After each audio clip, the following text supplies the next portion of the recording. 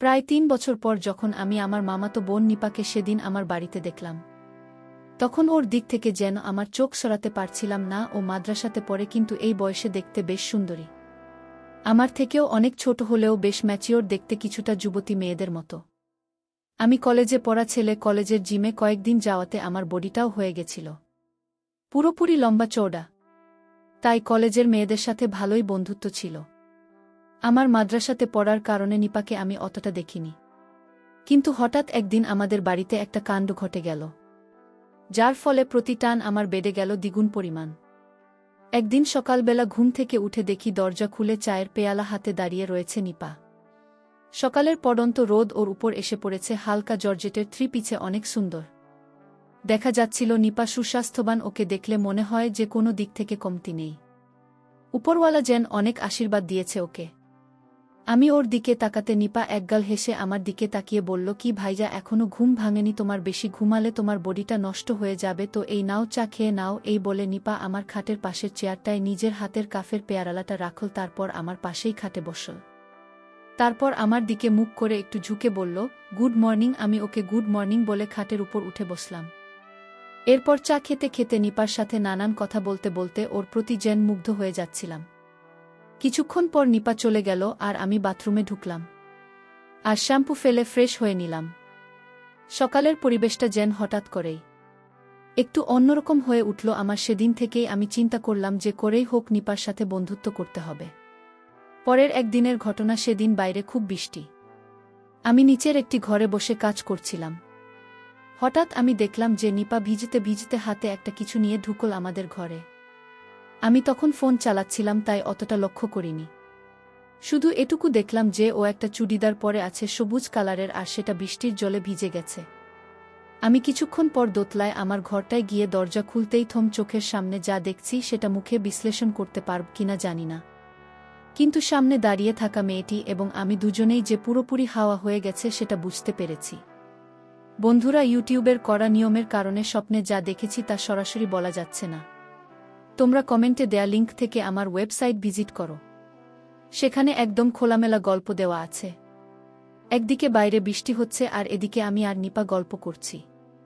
প্রায় ৩০ মিনিট গল্প করার পর দেখি সারা ঘর ও গোছালো হয়ে গেছে। নিপা একটা মুচকি হেসে আমাকে চিমটি কেটে দিয়ে বলল, তুমি যেভাবে গল্প করেছ তাতে আমার খুব ভাল লাগছে। আমি বললাম, তাহলে তো আমার কাছে রোজ আসতে হবে তোকে। নিপা বলল, সে দেখা যাবে। আমি বললাম, মানে? নিপা বলল, আচ্ছা বাবা, আচ্ছা, আমি প্রতিদিন আসব তোমার কাছে।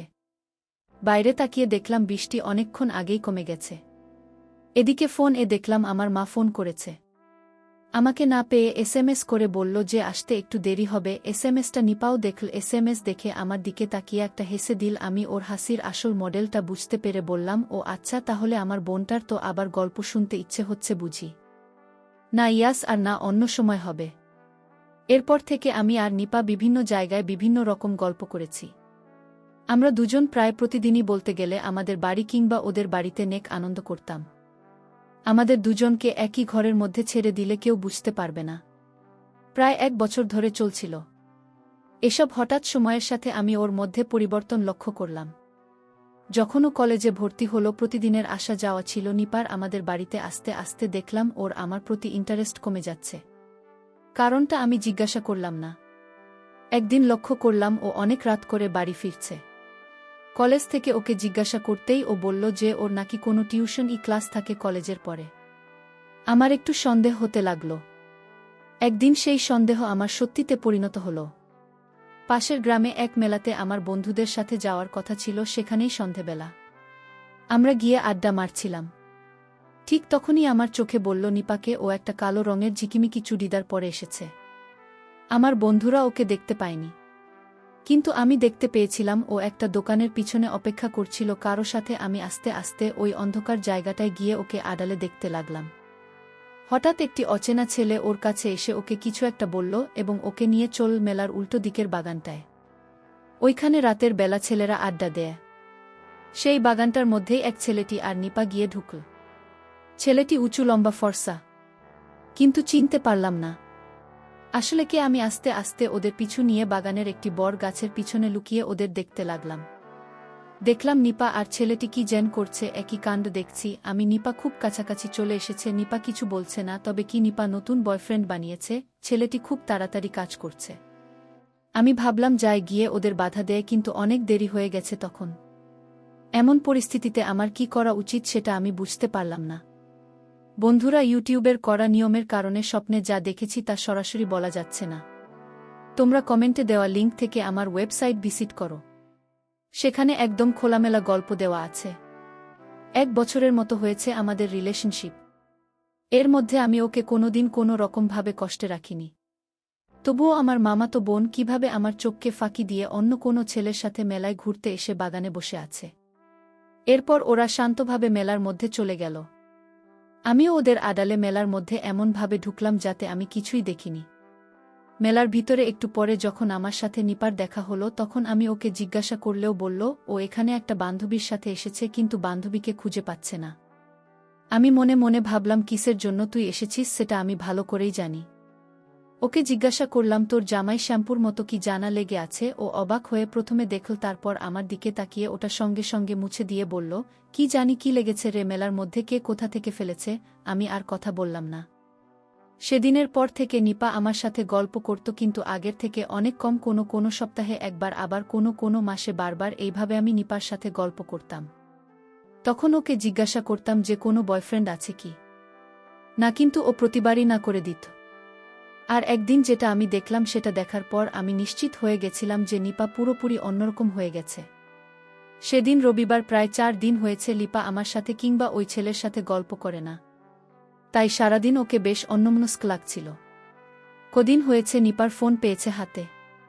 তাই প্রথমে কলেজের যে ছেলেটার সাথে তার যোগাযোগ হয়েছে, মানে সেই ছেলেটা যার সাথে সেদিন মেলায় গিয়ে বাগান দেখা করেছিল, সেই ছেলেটিকে ফোন করল। নিপা জানে ছেলেটি বড়লোক বাপের একমাত্র দুষ্টু ছেলে, তবুও কেন জানি না ছেলেটার প্রতি তার একটা টান জন্মে গেছে। একদিনে এই ছেলেটি তাকে নানান রকম গিফট এবং নানান জায়গায় ঘুরতে নিয়ে গেছে। বাইকে করে 4 চাকারও একটা গাড়ি আছে ছেলেটির। আর তাতে করেও সে একদিন দিঘির পাড়ে বেড়াতে গিয়েছিল এবং সেই 4 চাকার ভিতরে সেদিন সন্ধেবেলা নিপার সাথে গাড়ির মধ্যে গল্প করেছে। বন্ধুরা, তোমরা নিশ্চয়ই বুঝতে পেরেছ কেমন গল্পের কথা বলছি। ওই ছেলেটির নাম রিকি। সকাল হতেই রিকির কাছে ফোন করে নিপা, রিকি আজ ওদের বন্ধুদের সাথে যাবে বিচে ঘুরতে, সমুদ্রের ঢেউ দেখতে নাকি তার খুব ভালো লাগে। প্রাইভেট কারে করে যাবে। ওরা কথায় নিপাকে বলে, তুমিও চলো না আমাদের সাথে, খুব মজা হবে। নিপা একটু হতভম্ব হয়ে যায় ও মনে মনে খুব খুশি হয়, কিন্তু বাড়িতে বলবে কি করে, এটাই সবচেয়ে বড় বিষয়। নিপার এমনিতে রিকির সাথে থাকতে খুবই ভালো লাগে। নিপা নিজেকে সামলে বলে, কি করে যাব আমি বাড়িতে, আমি কি করে বলব। রিকি ওপাশ থেকে বলে, সে ব্যাপারটা আমি বুঝে নেব, আগে তুমি বলো যাবে কি না। নিপা তখন এক গাল হেসে বলে, আমার তো যেতে ইচ্ছে হচ্ছে তোমার সাথে। নিপার বাড়িতে রিকি 3-4টা মেয়েকে পাঠিয়ে ওর মাকে রাজি করানোর জন্য। নিপার বাড়িতে ওর মাকে রাজি করাতে বেশিক্ষণ সময় লাগে না। মেয়েগুলো বলে যে আমরা মেয়েরা মিলে ঘুরতে যাব এই পাশের একটি বিচে, এটা একটা কলেজের ট্যুর, তাই কোনো ভয়ের কিছু নেই। নিপার বাবা এখানে থাকে না, তাই নিপার মা এক কথায় রাজি হয়ে যায়। এদিকে নিপা খুশিতে আত্মহারা হয়ে ব্যাগ রেডি করে। ও জানে না ওর জীবনের সবথেকে বড় সত্যটা এই ট্যুরে গিয়েই বের হবে নিপাকে। গাড়িতে তুলতেই নিপা দেখতে পেল শুধুমাত্র রিকি নয়, ওর আরও 3টা বন্ধু ওদের সাথে গাড়িতে রয়েছে। তাতে নিপার কিছু যায় আসে না। জার্নি করে একটি ভিলাতে পৌঁছে পুরো ভিলাটাই ভাড়া করে নেয়া রিকি একটি রুমে, রিকি আর নিপা অন্যটিতে, ওই 3টা বন্ধু। পুরো ভিলাটা পুরো নির্জন এলাকায়, আশেপাশে তেমন একটা জনমানুষই নেই। যেতে যেতে বিকেল হয়ে যায়, তাই তাড়াতাড়ি সমুদ্রের পাড় দেখার জন্য ওরা বেরিয়ে পড়ে। বিচের ভিতর ঘুরতে ঘুরতে রিকির হাতটা ধরে যখন নিপা হেঁটে বাড়াচ্ছিল, তখন আশপাশের লোকজন নিপার দিকে তাকিয়েছিল। এক আকস্মিক ঘটনায় হোক না কেন, সেদিন আমি আর আমার একটি বন্ধুও সেই বেঁচে গিয়েছিলাম। অনেক দিনের ইচ্ছা ছিল, তার উপর আবার ওই বন্ধুটির বাড়ি ছিল ভারতে। ও এসে আমাকে আবদার করে যে ঘুরতে নিয়ে যেতে, তাই সেদিন আমরা ওই বিচটায় ঘুরতে ঘুরতে নিজের চোখকে বিশ্বাস করতে পারলাম না। আমার মামাতো বোন এমন একটি ড্রেস পরে ওখান দিয়ে হেঁটে চলছিল, যেটা আমি কল্পনা করতে পারিনি। এমন ড্রেস যে নিপার আছে সেটাও আমি জানতাম না। নিশ্চয়ই সেই ছেলেটি ওকে দিয়েছে। আমি দূর থেকে লক্ষ্য করতে লাগলাম ওকে। ওরা আস্তে আস্তে জলে নামল। স্নান করার জন্য ছেলেটিকে আমি চিনতে পারলাম। হ্যাঁ, রিকি ওর নাম। রিকির অন্য বন্ধুরা জলে না নামার কারণে নিপাকে নিয়ে রিকি চলে গেল ওই ভিলাটার দিকে। আমি আমার ওই বন্ধুটিকে দাঁড় করিয়ে রেখে ওদের পিছু নিলাম। ভিলাটিতে কোনো লোক না থাকার কারণে নিপার রিকি যে ঘরটিতে ঢুকল ঠিক আমি তার পিছন দিকটায় দিয়ে গেলাম। বড় জানালা দিয়ে ঘরের দৃশ্য প্রায় সবই দেখা যায়। আশেপাশে অন্ধকার হয়ে যাওয়ার কারণে আমাকে কেউ দেখতে পারছিল না। ঘরের ভেতর আলো থাকায় আমি ঘরে স্পষ্ট দৃশ্য দেখতে পাচ্ছিলাম। নিপাকে ঘরের ভিতর নিয়ে ছেলেটি একটা তোয়ালে দিল আর নিজেও চলে গেল অন্য ঘরে। আমি ওদের দেখছিলাম আর অবাক হচ্ছিলাম, আরও অবাক হলাম যখন দেখলাম রিকি 3 বন্ধু এসেছে, 4 জন নিপার সাথে ঘণ্টাখানে গল্প করেছে, আড্ডা দিয়েছে। একটু পর আমি হোটেলের উদ্দেশ্যে রওনা দিলাম। সেদিনের পর থেকে নিপা যেন আরও বেপরোয়া হয়ে উঠল। একদিন আমাদের একটি অনুষ্ঠানে ওকে বোরখা পরে যাওয়ার কথা ছিল। সেই অনুষ্ঠানে আমিও উপস্থিত ছিলাম। প্রত্যেকটা মেয়ে বোরখা পরে সেখানে এসেছিল, শুধু নিপা বাদে। সেদিন দুপুরবেলায় যখন ওই অনুষ্ঠানে আমি ওকে দেখলাম তখন আমি ইশারা করে ওকে ডাকলাম একটি কোণার ঘরে। অনেক দিন ধরে ওর সাথে গল্প করা হয় না। নিপার দেখা নেই, প্রায় 1 সপ্তাহ হয়ে গেছে। তাই ভাবলাম আজ নিপার সাথে একটু গল্প করব। নিপা আমার ডাক যেন বুঝতে পারল ও লোকজনকে আড়াল করে ঠিক চলে আসলো এই ঘরটায়। আমি ওকে রিকি আর ওর 3 বন্ধুর কথা কিছুই জানালাম না, কেননা নিপা মাঝে মধ্যে আমার সাথেও গল্প করে, তাই বাড়তি করে আর ডিস্টার্ব করিনি। জিজ্ঞাসা করে আমার কাজ নিপার সাথে গল্প করা, যে ভাবনা সেই কাজ আমরা গল্প করতে শুরু করলাম। একটু পরে বৃষ্টি শুরু হলো, সাথে মেঘের গর্জন, যার ফলে আমাদের গল্পের শব্দ কেউ শুনতে পাচ্ছিল না। এতে আমাদের ভালোই সুবিধা হচ্ছিল। আজকের পর থেকে নিপার জীবন সম্পূর্ণ বদলে গেল।